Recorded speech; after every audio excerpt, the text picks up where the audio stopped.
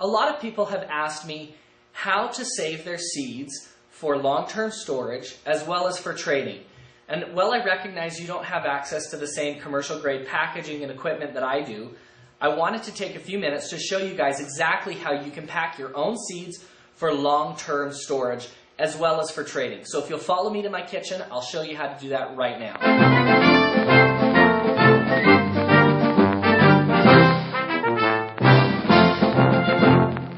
Okay, so I'm here in my kitchen. I want to show you how you can save these seeds for long-term storage as well as for trading. Okay, what I have here is I have some lettuce seed and some tomato seed. I'm going to show you how to save this seed as if you were going to store it for long-term use or for trading, because it's pretty much the same. And this is using things you can find all around your house. So the first thing that I have is I have an envelope. I've written the date, who packed it, and the seed count on it. Because when you're trading, you usually trade a set amount. So you'll say, okay, I put 100 seeds in an envelope for trading.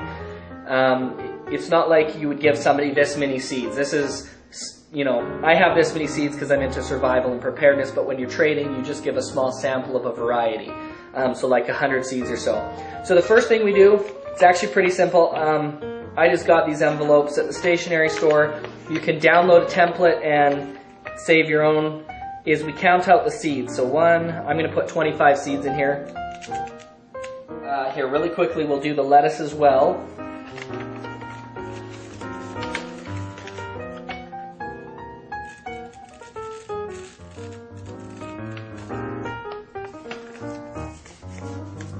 Oh, something I neglected to do with the tomatoes is I put the date. It's June 23rd.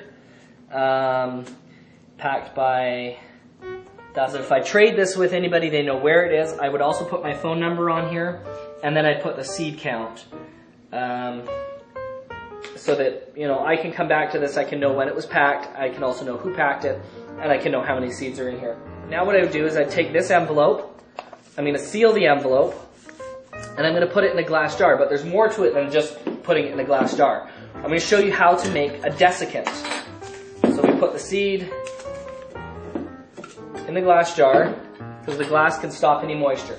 So let me show you how we're going to make a homemade desiccant so that we can store these seeds in the freezer or in the fridge and know that they're going to last, even if we haven't dried them to the perfect moisture levels, which, to be honest, to do in your home is kind of difficult. Okay, to create my homemade desiccant, what I'm going to do is I'm going to take a sheet of paper towel or Kleenex, and I'm going to take a large heaping tablespoon of powdered milk. This is just the normal powdered milk that you would buy at any grocery store. Then what I'm going to do is I'm going to kind of make a burrito out of the powdered milk. I'll fold that over, and I'll just take a little piece of tape just to keep it together. So just like that. Then what I do is I take that, this is now my desiccant, it'll absorb moisture. I would change this after the first 6 months, just because there's going to be extra moisture when you first start packaging your seeds. Just slip it in the jar. Now what you do, once you have this filled with probably 8 or 9 different varieties of seeds, you'd put a lid on it, you'd seal the jar, and you'd put that in your fridge or your freezer. Okay, so what I'm going to do really quickly is I'm going to show you how you can seal these seeds in a Mylar bag. This is a much better way of saving your seeds. Saving them with the powdered milk and saving them in a jar, you'll probably get 4 or 5 years out of your seeds if you put them in the freezer. If you save them this way, you can literally get decades out of your seeds by putting them in the freezer. What I have here is a bottom fill, triple layer, foil lined Mylar bag. So what I'm going to do is I'm going to take my seeds, I'm going to put them in the bag, and then I'm going to show you how you can seal that bag just using household equipment. Okay, so this is how I would store seeds, not if I was trading seeds, but if I was actually planning on long-term survival storage. Okay, so I'm going to take my tomato seeds, and again, if you need help on how to save your seeds to get them to this point, there's videos, the links will be here where you can watch and see. Okay, so I pour the tomato seeds in. Now, if I was processing these seeds at home, I would always put a desiccant in each and every pack. And the reason is simple. Just in case there's any extra moisture in there, you need to make sure that you've removed all that extra moisture. So these bags are sealed with heat because although I do have a heat sealer in the other room, but for the purposes of showing you guys, this is how you can seal these bags just using an iron. First, I would get a metal knife. The straighter the edge, the better. I would then fold the seed bag over that metal knife. Taking your iron on its hottest setting, a lot of people use rags, I don't. You just iron along that edge. Oh, you can't see that there, okay.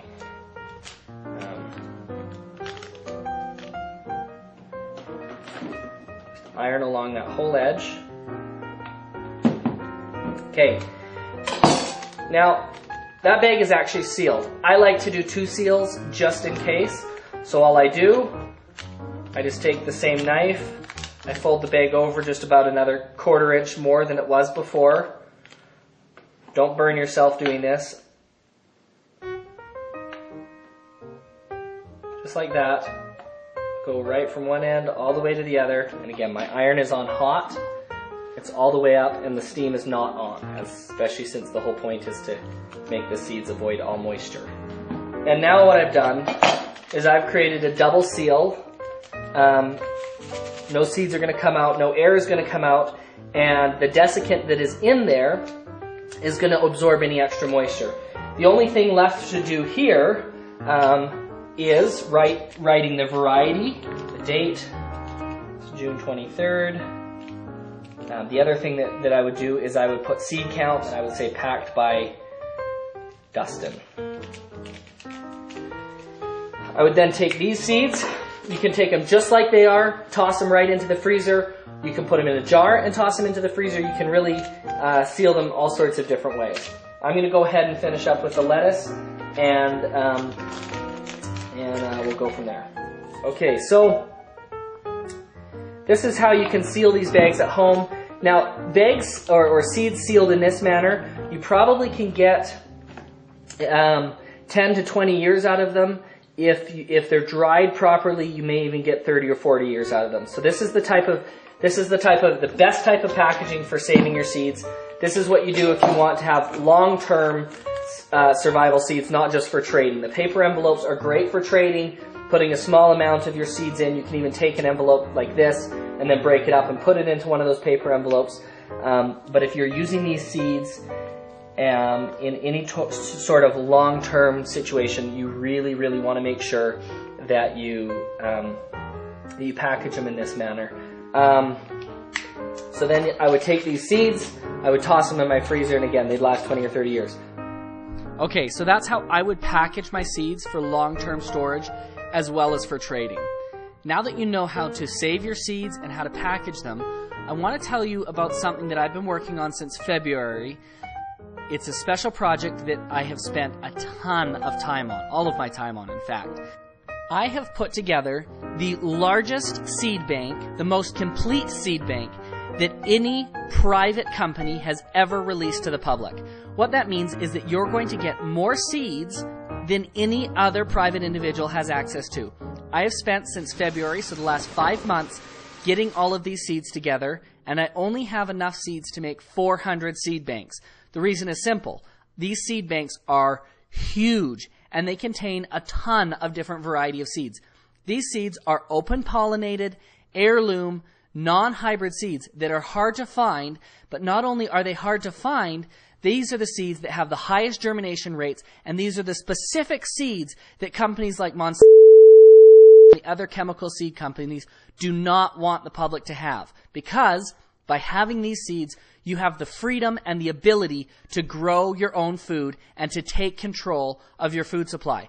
Once again, this is the most complete large seed bank that is available online. I think the seed count is over 100,000 seeds. So I want to show you what's in it really quick so you guys can decide when this becomes available if this is something that would help you and your family.